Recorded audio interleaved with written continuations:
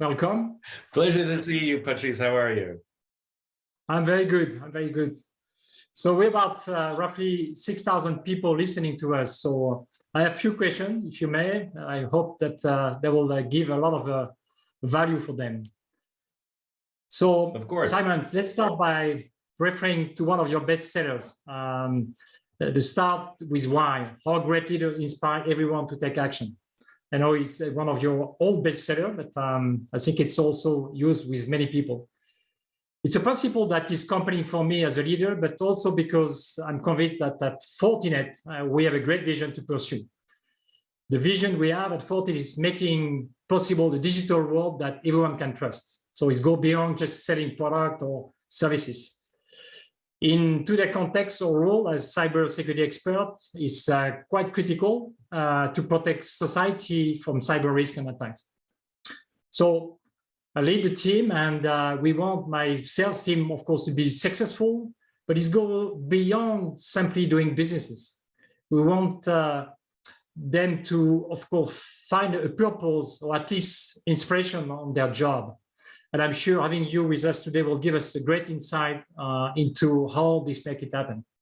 So my first question will be, how do we balance the demand of meeting sales target goals with the purpose of mindset to serve the need of our customer? So what I think is so interesting about those two things is they're not mutually exclusive. And the sales goals should fit within the purpose. One of the big mistakes that I think companies make is they think of the sales goals as the end-all be-all, and they have no higher purpose, no higher contribution other than the goal itself. And so we overuse war and sports analogies to hit that goal, right? It's all very finite thinking, as if it's the end. I like to think of business much more like a lifestyle. It's much more like being healthy. Right? The purpose is to be healthy, for example. And there are many things we have to do to be healthy. We have to eat right, we have to exercise, we have to get enough sleep, we have to nurse our personal relationships. There's probably 30 other things as well. It's the same in business. We have to have good marketing, we have to have good leadership, good product, good sales force, all of these things. And it's hard to maintain all of those things at very high level all the time. They sort of wax and wane. The opportunity is to work hard. It's an infinite game to keep those things going all the time. And it is perfectly acceptable to set arbitrary goals within that context. Now, most sales goals are arbitrary. Somebody sat in an office and said, we're going to hit this number by this date. And so we all went and did it, right? Which, like, if you want to live a healthy lifestyle, you say, I want to lose X amount of weight by X date. And you do all the things you have to do to lose that weight. You exercise, you eat right, you weigh yourself every day, you count the metrics. Metrics are very, very healthy. People like metrics. If you think about running a marathon without mile markers, it's actually unnerving. We need to be able to count our progress to feel like we're moving forward. It's a basic human need. And so we count, we look down at the scale every day. Some days we feel good, some days we feel bad. And we hit our goal on the right day, we feel amazing, like hitting a sales goal. But here's the problem. You have to keep exercising and eating right for the rest of your life. You don't get to stop doing those things. And the problem in business is we treat that goal like it's the end, except we have to keep working on all those things, the good leadership, the good sales training, the good culture. It has to continue. What I think is more interesting than hitting the goal is what happens if you miss the goal. So if you look down at that scale and you miss your goal, you miss the arbitrary number by that arbitrary date, you know what happens? Nothing. Nothing happens. In fact, because you've been working hard, you're actually much healthier now than where you started. You just didn't predict the right day and the right time. And I think what's very, very important, if we try and contextualize goal setting within a purpose-driven company, is to recognize that those numbers and those dates are not absolute. And if you look at the trend data, I think it's really important to look at trend data, because there are many teams who, their sales are up, their sales are down throughout the year. It's like a roller coaster. They have a big promotion and a big sales push right at the end of the year. They hit their goal. And for some reason, we think that that was good. But if you look at another team where everything is really steady and really good, morale is high and things, but they just happen to miss the goal, but clearly they're going to hit it 2 months after, clearly, we give that team nothing.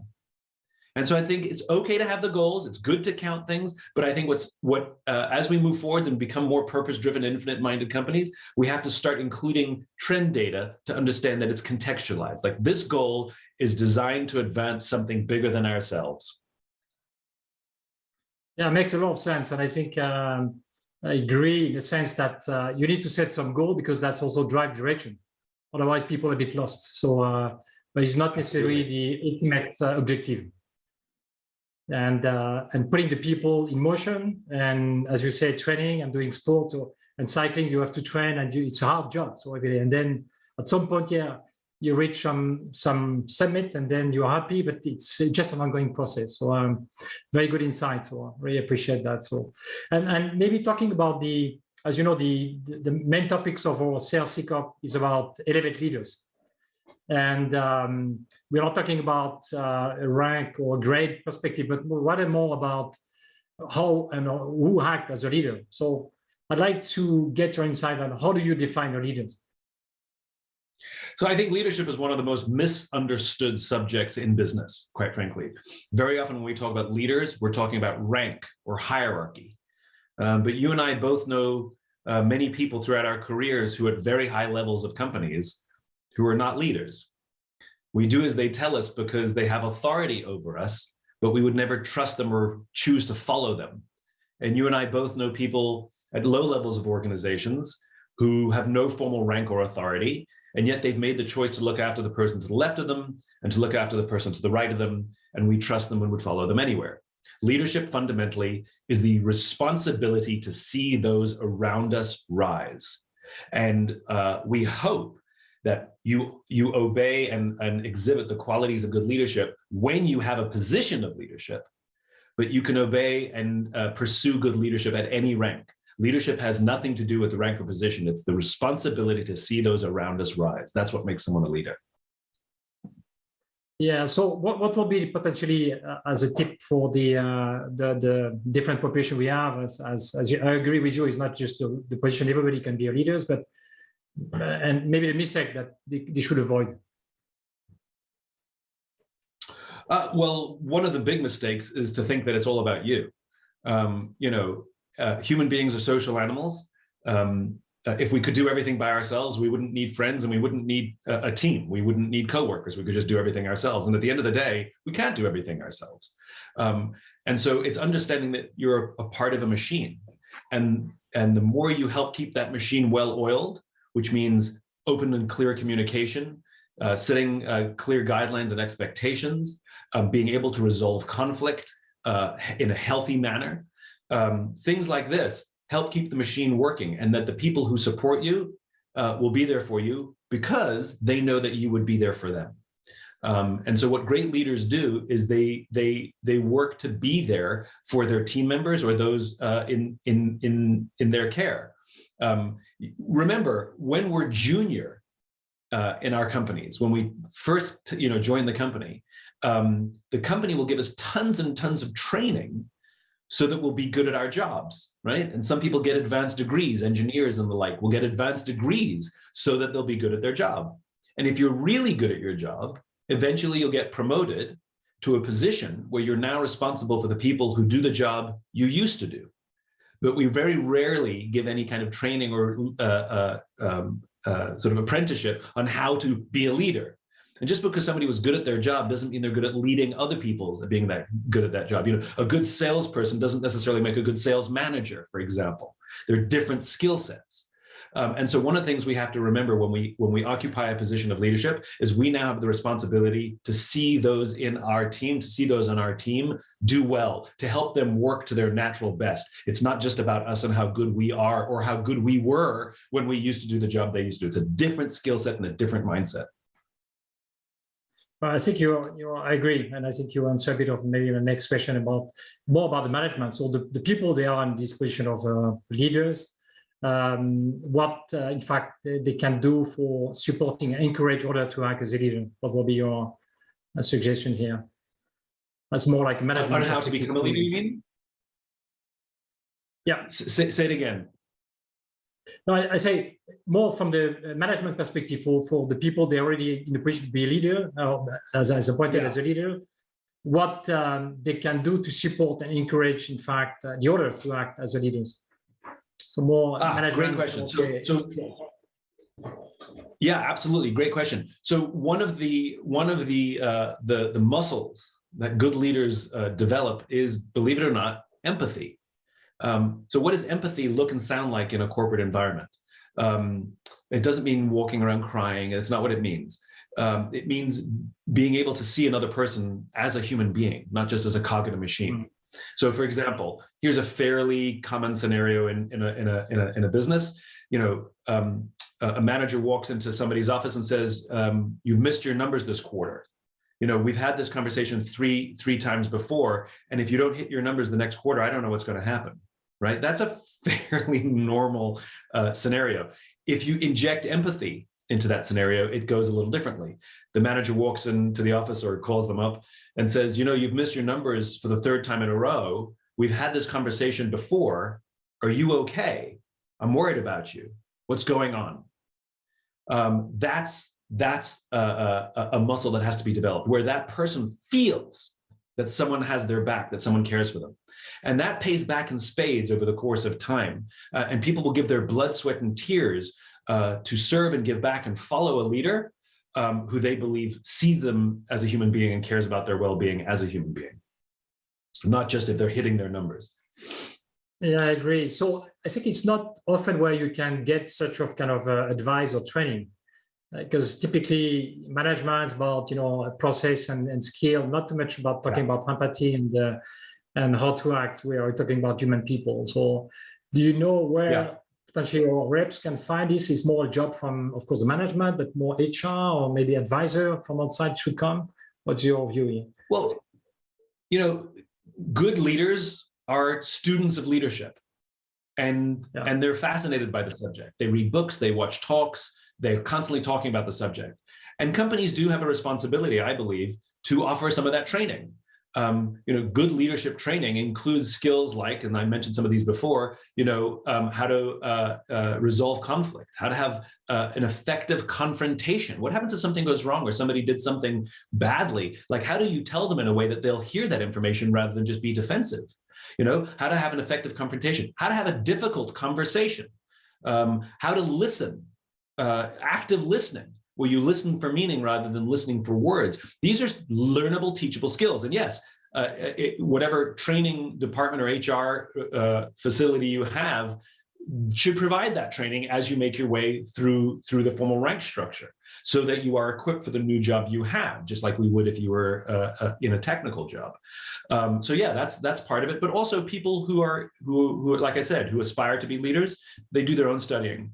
One of the things that I've seen very successful in many companies, and it's very inexpensive, in fact, it's very close to free, is a book club, where somebody says, "I want to be a better leader."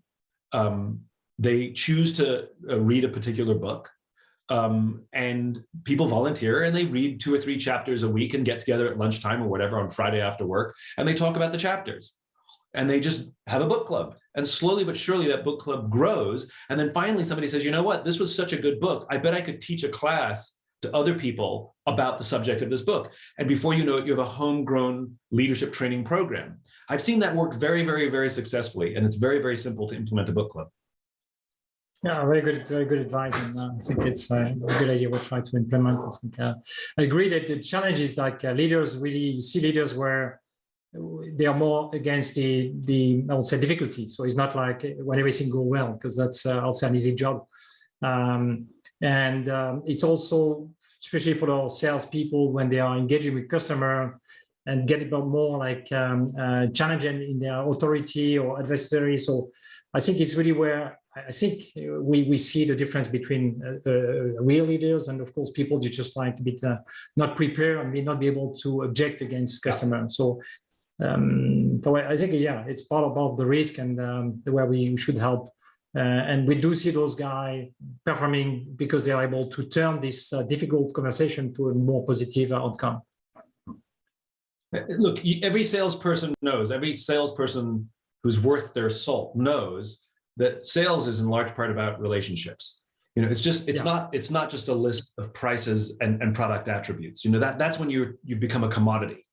And every good salesperson knows that if you have a strong relationship with a client, with a customer, and the company screws up, you get a delivery time wrong, or let's say your price is slightly higher than a comparable product that's open on the market, that's available on the market. It's the relationship that client, that customer wants to keep doing business with you, even if it's a higher price, and even if you screw up now and then, because they know fundamentally you're good people, that you have their backs, and you're going to try for them. Like every salesperson knows that, right? Well, if we know that that's the case with our customers and our clients, then the same logic applies to our colleagues, which is it's the relationships. If you want to guarantee that someone's loyal, if you want to guarantee that someone's going to be there for you, put in that extra mile, then it's the quality of the relationship. It's the exact same skill. So this is what's, I think actually salespeople have a head start in terms of leadership training, because they know how to build relationships. Now just apply that internally. Yeah, I think it's I agree, and that maybe also led to a bit the question around how to engage with the C-level. All of our sales, of course, as we elevate a bit the discussion, especially when we talk about cybersecurity, we're moving from pure kind of product discussion, technical discussion, to a bit more, a strategic discussion. And then you have to move up on the organization, and that's where you have to have the people engaging with the C-level organization. So, and that I would say C-level or C-suite does not want to make time for sales rep because they consider not necessarily valuable for them. They want to meet with advisor who understand their business issue. So what will be your advice here for my sales team to how to communicate with the C-level customer and how they can build trust with them? So one of the things that I learned from Jack Daly, who's a famous sales coach, is he said the average number of questions asked in a bad sales meeting is about 7, where the average number of questions asked in a good sales meeting is about 32. And so it's not coming in and just throwing up, product attributes or what we can give you, because that's all about you. It's about learning to listen and learning to pay attention, and goes back to those listening skills. And at the C-level executives, we don't know what their stressors are. There are some basics. They know they need to do basic security because that's the world we live in.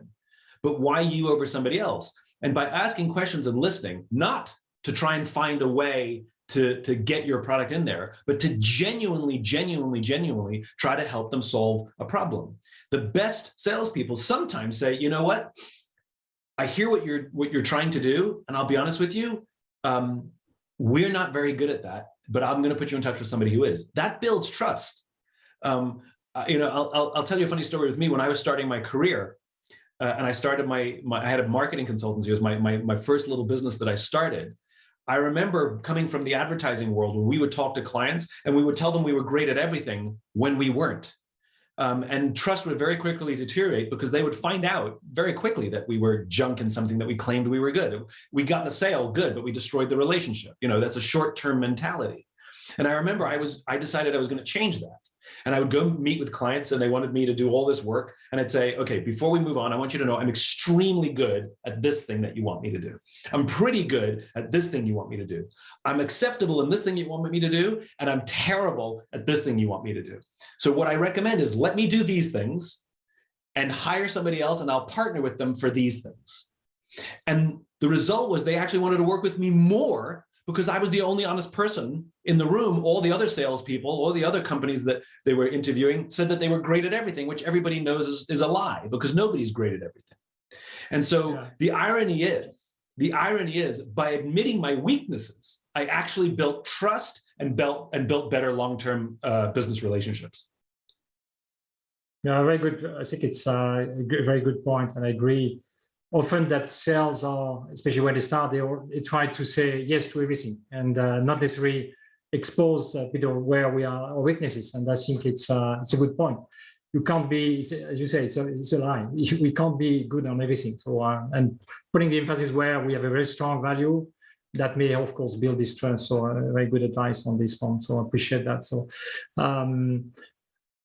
Maybe on another topics, which is more about, in our industry, we are facing a huge skill shortage. So it's like, unfortunately, the cyber crimes and the people they want to embrace cybersecurity journey are very limited. So we're talking about the gap about 2.7 million people. So it's massive, and that's worldwide.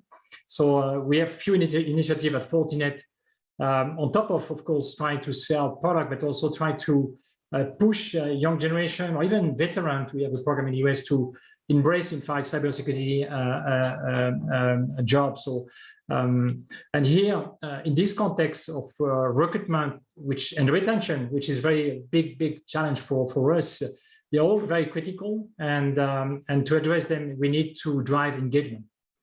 And I would like to hear from you what engagements mean to you, or better said, how do you get your people love their job? Right. So we don't have to like our jobs every day, but we do get to love our jobs every day. It's like you don't like your children every day, but you love your children every day. So having a hard day, that's fine. But the question is what do we fall in love with? And at the end of the day, the reason that we stay or leave a job is because of how we feel about that job. I think we misunderstand when we think people just leave for money. If they just leave for money, then they never really had strong feelings at the company in the first place, right? Because when people feel loyal to the company, they turn down jobs that offer them more money. Or if it's so tempting and the numbers are so high, then they go to their company and say, listen, I was offered this job. It's very tempting. There's a lot of pressure, but I don't want to leave. Is there anything you can do to help me stay? Right. So, there's the point is they're open about it. And what makes people want to have that conversation, like I said, is that they're seen and heard. The best companies have all kinds of programs inside the company to help the person grow as an individual. Now, we talked about, listening skills and these kinds of things. These are valuable for the work that we do, but it turns out that those skills also help us as parents. They help us as spouses or as boyfriends and as girlfriends. These are valuable skills in life, and I think that we forget that. We talk about hard skills and soft skills as if those things are opposite. I hate the term soft skills. Hard skills and human skills. And the more that we invest in human skills, in addition to the hard skills that we're teaching, the more people feel like they're growing as individuals. I'm a better version of myself now than I was when I started at this company, because the company is actually helping me in personal growth. WD-40, which is a company that I admire their culture, the lubricant company. They train their managers to be coaches. So literally, like executive coaching training, that kind of thing, but they train their own people to have that skill set so that they're equipped to help their people who have challenges. And especially with younger generation, the younger generation is asking companies to provide everything. We want to have our sense of belonging, our sense of community, our sense of personal growth, our sense of purpose to come from work. It didn't used to be like that 40 years ago. And so there's a huge pressure on companies. And so I think what entices people into the company and into the industry is not just come and do cybersecurity. There's a percentage of people who are, de facto interested in that, but rather tell them the kind of experience they're going to have, tell them what they get from the company, and you'll find it remarkable how many people will all of a sudden be interested in the category in the company because of what they get holistically, not just what they get from the product. Yeah, I think it's a very good point. I think it maybe something that at Fortinet we're not necessarily doing a lot of communication, but we do see such of I would say dynamics, because in the IT industry, the average of, let's say, staying in companies about like 3 to 5 years, and we have a lot of people that have been there from almost 10, 15 years. So it's not my case, but that's not the best example. But so that's confirmed that when you get a company where there is an opportunity to grow. If there is, of course, option potentially to earn more, you're able to have a discussion, and then they, of course, if they see value, they can, of course, provide you the request. So I think that's what we're doing at Fortinet. Right. I don't think we're doing well on communicating to the employees or the culture, and we also try to on top of what people are doing we ask to do in terms of their job, if you sales or whatever pre-sales is. We also try to encourage innovation or initiative. So because that's on top of their job. So, and because we do see that the value is to get this from the ground and not just the top saying, okay, that's what you have to do. And I think we try to encourage this as more cultural aspect at Fortinet. And maybe something that and we have to remember what gets measured gets done. We have to remember that I hear this all the time. Companies talk about we want we encourage our people to be innovative, and we encourage our people to look at problems differently and try new things. But when you look at the recognition and reward programs and structures, they only get recognized, reward, or incentivized based on hitting financial targets. And so for all the talk of what we want our people to do, if there's no formal recognition or rewards program that recognizes and rewards the behaviors, then you're only going to get the ones that are rewarded. And so, like I said, the best companies have a little more holistic approach. It's totally fine to recognize and reward for performance, but it needs to be balanced with some other attributes as well. Yeah, I think it's a very good point. I think we do a bit, but I don't think we're doing the best here. It's, of course, as we have to drive a public listed company, that's create a kind of a special pressure because it's more quarterly result and it's all about number. Investor looking about the bottom line and the just metrics. So that's tend to drive management to listen more about shareholder and than listening from at least what they had at the initial think on, okay, we want to build this and we have more innovation. So I agree that often company, as we do, in fact, are trying to drive a bit more on the metrics, which find, aligning with the investor and not too much on creating this condition for an ongoing, I would say, growth and development. So which are more about rewarding people on innovation. Right. Well, now you're giving me a soapbox, which is some 31-year-old, financial analyst who's putting pressure on the company to hit certain numbers doesn't care about the company. They care about their own bonus. And so, companies are making decisions to help some 31-year-old analyst get their bonus. It's as opposed to making decisions that are right for the company and right for the customer. And that's a whole different discussion. Some of the, there is a sea change that recognizes the pressure that Wall Street puts on companies isn't necessarily good for business. And the question is, well, how do we push back? How do we stand up to it? Again, part of it is the recognition and reward. Most senior executives are compensated, sometimes almost entirely based on the price of the equity. That's a different discussion. But one of the things that I've seen some of the more forward progressive thinking public companies are doing is they're still saying that they're shareholder driven, but what they're doing is they're looking at their shareholder base and they're bifurcating it. They're dividing it into two buckets, which is you have your short-term investors who they don't actually care about anything, your values, your purpose, nothing. If you're doing well, they invest in it. If you do badly, they dump you. They don't care. They don't believe in your management team, nothing. They're gamblers. And then you have your long-term investors who believe in the management team. They believe in the vision. When your stock takes a tumble or a misstep is made, they don't abandon you. They're there to support you because they believe in something. And so some of these more progressive thinking shareholder-driven companies are saying we're shareholder-driven by this group. We ignore this group because these are the ones who have been our partners, just like a good customer, just like a good employee. They're loyal. They help us through thick and thin. And so we do pay attention and want to support them. These ones they'll be there anyway if we do better. If the market goes up, they're there. If the market goes down, they abandon us. So why were we taking advice from them? So to think of your shareholders in two buckets, I think is a very good way forward. It's a very good first step. I agree, and I think it's always as leading the company, the group of leaders, we need to make sure that we are driving, in fact, direction where it's more strategic and not just listening about the streets. And I think it's often difficult, but I think it's.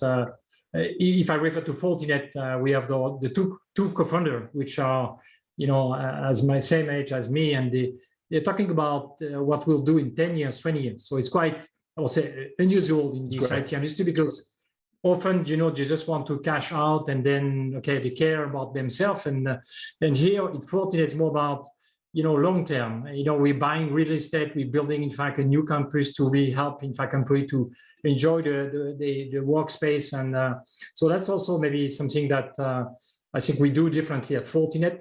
Not necessarily communicating too well, but I think I hear at this the direction and what I think a good company should do. And I think we're doing a bit in this space. So, but I agree the challenge about driving the street is also good because we do reward everyone. So we have kind of an equity that available for everyone. So everybody get a bit of a piece of this street reward. So, but on top we have we call it the 40 champ. So we have a quarterly kind of a review where we grant some prize for any idea, innovation, whatever you will be a sales admin or you'll be an R&D guys or be just like a receptionist. And so we really try to recognize, in fact, everyone. So we have this mechanisms that we do on a quarterly basis, but I think we should do a bit even more. Love that. So maybe next topic is about, we, as Fortinet, we just crossed 10,000 people. It's quite a company was started 2004, and that's quite a good milestone. And we have a very well balanced kind of people, because our revenue come, let's say 40% from North America and the rest outside, which include Europe and Asia Pacific. So typically the population is very diversified. We have Japanese, Korean, Chinese, European, French, like me, and but I think it's about the overall IT industry, and I think we're doing overall the IT industry and Fortinet a bit. We're doing poorly on the gender diversity, and I think engagement also refer to inclusiveness, right? So Fortinet, we of course we try to commit on hiring, so setting kind of goal, but I think it's maybe the right approach, promoting and retaining, of course, talented people at all levels in the sales organization, respecting, of course, the gender diversity. But as an example, we have the data prove that typically when you hire women sellers, when they are on the team, they are, the profitable business grow, innovation grows, and collaboration improves. So I think we can set target for hiring, but how can we help our leaders to recognize talented people, respect of diversity, and deal with it to drive the change? Well, that's a loaded question, isn't it? If you have somebody in a leadership position who literally doesn't respect diversity and inclusion, the question is why are they in a leadership position?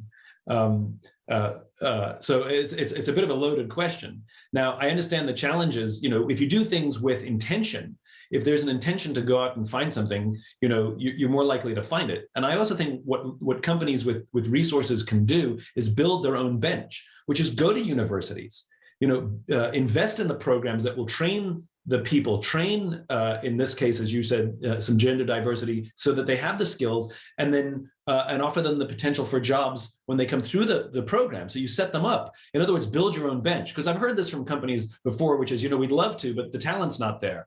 So go build the bench. If you have a long-term approach to this stuff, it's not about solving a problem in a month.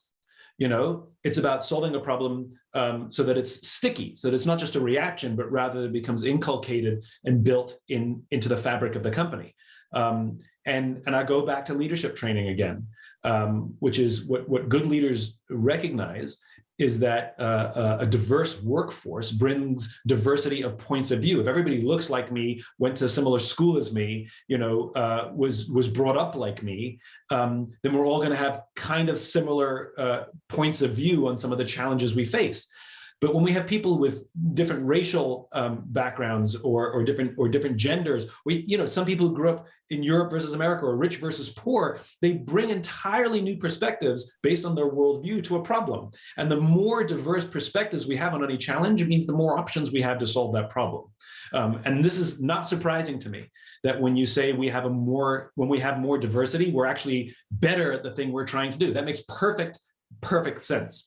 And so I think one of the things to do is for senior management to hammer away that this is essential for us, it's important for us, and that leaders are going to be expected to embrace this, that we're going to be judging our leaders and their ability to do this, to build more diverse teams, and to go out into the marketplace before some of these young people start looking for jobs, and start training them in the skills that you want. And setting them up. It goes to what we said before, which is we want to make you a whole person. We'll give you some of the technical skills and some of the human skills. And then when you join us, you're going to be a better prepared person, a better prepared employee to join our team, because we've already set you up for success with hard skills and human skills.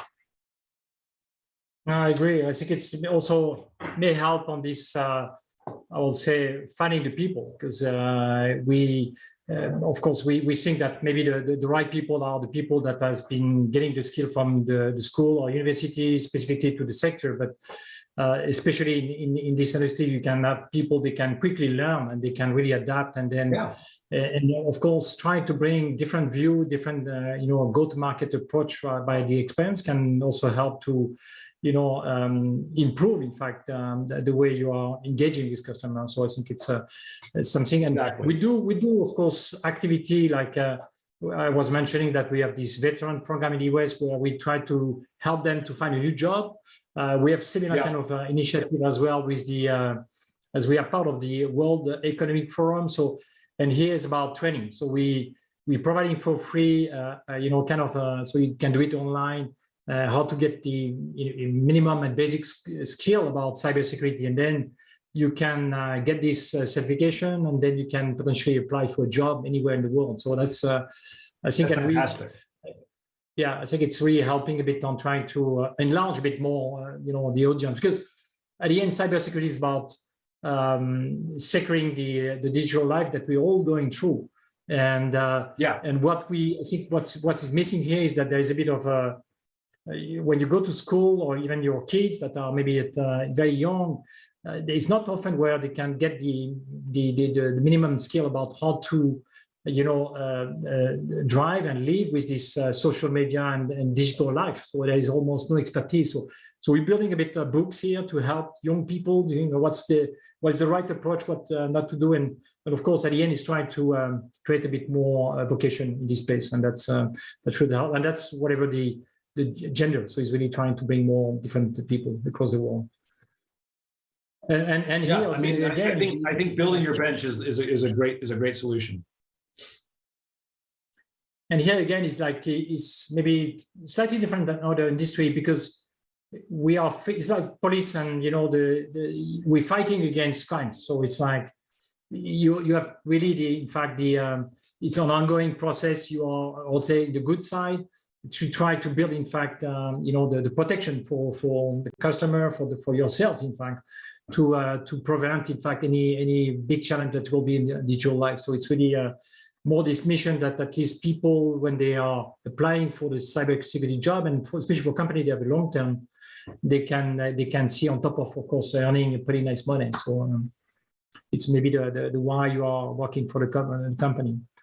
So no, I think it's all of course a lot of very positive elements here that of course help to drive the evolution of our business. So any maybe further, I would say, point that you want to give advice to my team and to the audience that listening about on those topics, on maybe specific area that you think makes more relevant? Well, I'm my latest obsession is this concept of finite and infinite games, and I've mentioned finite mindedness or infinite mindedness a couple of times while we've been discussing. This goes back to the mid-1980s. A philosopher and theologian by the name of Dr. James Carse defined these two types of games: finite games and infinite games. A finite game is defined as known players, fixed rules, and an agreed upon objective. Football. There's always a beginning, middle, and an end. And if there's a winner, that means there have to be losers. Then there are infinite games. Infinite games are defined as known and unknown players, which means new players can join at any time. And sometimes you don't even know who all the other players are. The rules are changeable, which means every player can play however they want. And the objective is to perpetuate the game, to stay in the game as long as possible. We are players in infinite games every day of our lives, whether we know it or not. Nobody wins education, for example. You can come in first for the finite amount of time you're at school when we agree upon the time frame, the school year, and we agreed upon the metric, grades. But nobody wins education. And likewise, nobody wins business. There's no such thing as winning business. It doesn't exist, right? But when we listen to the language of so many of our leaders, it becomes abundantly clear that they don't always know the game they're playing in. They talk about being number one, being the best, or beating their competition. Based on what? Based on what agreed upon timeframes, metrics, and objectives. And this is a problem, because when we play with a finite mindset in an infinite game, when we play to win in a game that has no finish line, there are actually some very predictable and consistent outcomes. The big one being the decline of trust, the decline of cooperation, and the decline of innovation. And so we actually have to adjust our mindset to fit the game that we're playing. And in the case of cybersecurity, you're actually trying to prevent crime from happening. The criminals aren't trying to beat you. They're just trying to do more. They're just trying to get more money. They're just trying to trick people. They just want access. They actually don't care about you and your cybersecurity. They're just trying to do more crime, right? It's an infinite game. And you don't even know who all the criminals are. There's no such thing as winning cybersecurity. It doesn't exist. It's an ongoing cat and mouse game. And so you have to have the right mindset for the game you're playing. And in this case, it's not about winning, it's about constant improvement. And it goes back to that analogy that we discussed right at the beginning when we talked about the lifestyle of business versus trying to treat it like a finite game, right? Which is, it's not the end of the financial year doesn't symbolize the end of the game. It's just a marker. It's just a waypoint. And so all of these things that you and I have been discussing is all about constant improvement. You'll never be perfect at any of it, ever. That's not the point. The point is that you're constantly working to advance, and you're constantly saying, how can we be better? How can we be better? Relative not only to the other players in the game, but also relative to the criminals in the game. Because you could be the best, quote unquote, compared to all of the other companies in the marketplace. But if the criminals are smarter than you, then there's no point. Yeah. So I think that's to adjust our mindset to play for the game we're in, which is the game of business, and especially cybersecurity, which really is an infinite game. I think is really, really important. And having the people, so giving the time to continue to learn. So it's like, and that's what I'm saying to the team. It's like, it's an infinite game where you have to learn. You have to learn every day. It's a new fight every day. So it's always like this, normal curve about learning, and there's no age to stop learning. So I think it's really part of the how you can evolve yourself and being more better fitting here. So exactly. So thanks.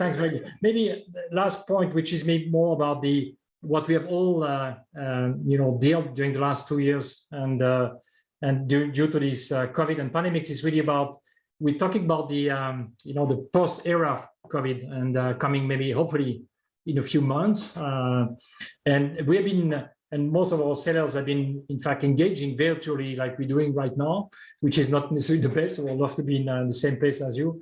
But you have been doing a lot. Of course, I saw your video, and also your Thank You Thursday. It's all a lot of great value that create, in fact, the energy for people, especially stay at home. Any advice on how people should continue to evolve and prepare maybe for the post-COVID area? Yeah, it's a great question. It's a challenge that is now pervasive. One of the things we have to remember is that just because the business can function with a distributed workforce, with an online workforce, we know that there's a sacrifice. It's harder to build trust. If you've joined the company during COVID, you've never physically met any of your colleagues or coworkers. And it's much harder to build trust when we don't meet each other. We take for granted that when we go to the office, that the little brief interactions we have at work, where you walk past somebody in the hall and say hello, or the talk going into the meeting and the talk coming out of the meeting, and bumping into somebody and go, oh, I meant to tell you something, or do you want to grab a coffee? No one of these things by themselves does anything, but over the course of time, they contribute to the building of trust, to the building of human relationships. In an online context, we don't have any of the in-between. All we have is the meeting. We log on, we log off, that's it. And so what a lot of companies haven't recognized is that building trust online is possible, but it actually requires more work. What used to happen just relatively organically now has to happen prescriptively. So for example, I'm a huge fan of the Monday morning huddle. We do one on our team, where on Monday morning, the whole team comes together, and there's no discussion of work or deadlines or workloads or anything. It's a human call, where we simply say, what's on your heart and mind? And then we answer some funny or poignant question that's posed to us by the person who's leading the huddle that month. And we simply talk about ourselves. And you learn a lot about somebody. Somebody will say, oh, I had a great weekend with my kids, and we went hiking. I didn't even know that they had kids, Or somebody will say, to be honest, it was a really hard weekend. My father has cancer and he's in the hospital, and he took a turn for the worst. and we start to see each other as human, and we start to empathize, and we start to create relationship, and we start to get to know each other. But it's done prescriptively. We make it happen. I'm also a huge fan of turning on a Zoom, for example, and just working. Like, we're not actually working with each other. We're just in each other's screens as we're getting our own work done. It's nice to have somebody there. I'm also, believe it or not, a huge fan of the telephone. Zooms are tiring, especially when you have them all day. It's fake. Very often, I'm looking at a dot at the top of my screen so that you'll think I'm making eye contact with you, but really I'm just staring at the dot at the top of my screen. Or if I'm staring at you, sometimes the placement of the camera and the screens, what you see is this, but I'm looking right at your eyes, Yeah. And so I think a telephone, believe it or not, is actually a much better way to connect with somebody, especially when someone's distracted. When you can see that someone's doing email, while you're talking to them, there's no actual polite way to say, can you stop doing that and listen to me, please? And we just sort of do it. On a telephone, if you hear someone's distracted, you go, hello, you there? They go, sorry. You can actually catch people. And I find that those interactions, I'm a pacer. I like to pace when I'm on the phone, when I'm thinking. I can't pace on Zoom, which means my thinking is junk, right? When I'm on a phone call, I can walk around. I can walk around wherever I go, and I can talk to somebody, and I can be much more engaged. I think especially for salespeople, use the phone. Pick up the phone. How are you? Wanted to check in with you. Have a conversation without Zoom. I actually think it's actually much better for building relationship, believe it or not. Having Zooms occasionally is great too, but I think we've forgotten how good the phone is. I agree, and I think it's we maybe have been abusing too much about this video conferencing. It's definitely a great that been a great value for be able to engage, and especially when you are not in the same place, because traveling was also the other challenge when you are doing this job. So you are able to at least capture potentially 30 minutes of a person that may not necessarily give you the time if it was normal, and then you have a normal meeting will take more. So there is a value, but on the other side, agree is not necessarily always very true. It's a bit fake. So so what we're doing here is also we try to help the overall selling people on leveraging what we call digital selling tools. So it's and that's a bit strange, because you feel okay, selling was more like a human kind of interactions, but we discovered there's a lot of preparation about getting the insight from the customer that are leveraging, in fact, tools where people are going to the website, they choose some data or whatever, or connecting to your website, they look about some aspect of the business or product. So we're building that. And that's also a bit of a cultural, let's say, not clash, but evolution, because the old-fashioned people like myself never use that. Young people, millennium are more like, they are jumping on these kind of tools. And as you have to balance the team, it's, trying to bring everyone, taking a bit of value here. Why, as you say, taking the phone is also the great value. And I think you're touching upon something that's really important, which is about balance, right? Which is, if the pendulum stays only with the old timers, then you're going to miss opportunities to be leveraged from the digital world. But if the pendulum swings too far to young people who are just really good at the digital stuff, then you end up making a commodity out of yourself, and you forget some of those valuable sales skills that are hard to teach in a classroom, but there's things that you learn over the course of a career. And so it's finding the right balance of those very human skills and that digital content. And the young have something to learn from the experienced, and the experienced have something to learn from the people who are looking at the world as a blank slate. And I think it's striking it'll never be perfect, but you want to play here rather than here. And so I think there's value in both.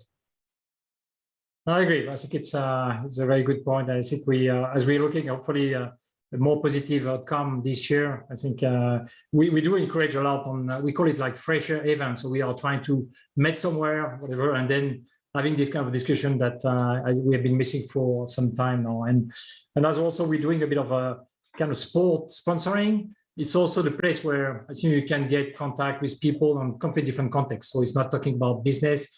They may be passionate by the sport that we are sponsoring, and it's a good way for engagement. So, really appreciate Simon. In fact, the discussion and the talk, really the exchange. I'm sure that all the people that will be listening will learn a lot. So that was very good. And we're coming a bit at the end of our conversation. I found it very educative, at least for myself. And I'm sure that all the great insight that has inspired our team and they are looking, in fact, to their job slightly differently. And I did mine already, so even I'm learning still today. And you made us understand even more the importance of the human element, in fact, in being our best at work, but also getting the feeling of fulfillment. So thank you so much, Simon, and for being with us today. Thanks, Patrice. Thanks for having me. Good luck to everybody. Take care of yourself and take care of each other. Thank you.